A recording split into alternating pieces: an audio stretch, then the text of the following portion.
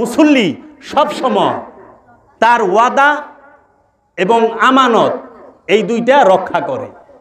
মুসল্লি ওয়াদা এবং আমানত রক্ষা করে। যার কাছে এই ওয়াদা কোন ওয়াদা? আমি এর কাছ থেকে 5,000 টাকা নিছি, কইলাম 1 মাস পরে তুমি, এই ওয়াদা না।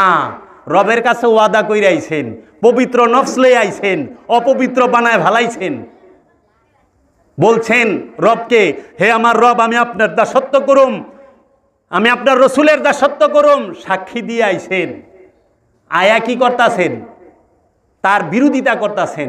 আর রবের হুকুমের অমান্য হচ্ছে মিথ্যা, চুগলখড়ি, আত্মসাৎ, ওজনের কম, মানুষের সম্পদ মাইরা, ঘুষ, সুদ, রাহাজানি সমস্ত কিছু করতাছে।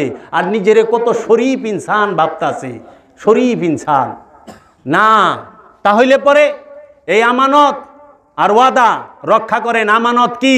রবের আমানত হচ্ছে আপনার মধ্যে এই নফস। এই নফসকে আমানত দেওয়া হয়েছে, এই আমানতের খেয়ানত করা যাবে না। এই নফস পবিত্র, নফস সব সময় পবিত্র।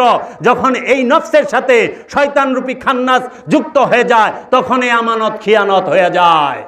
আর ইন্তেকালের সময় রবি ডাক দেবে, তুমি আমার কাছে চলে আসো। দেহরে ডাক দিব না, নফসকে ডাক দিবে। কে? রবে। আসো।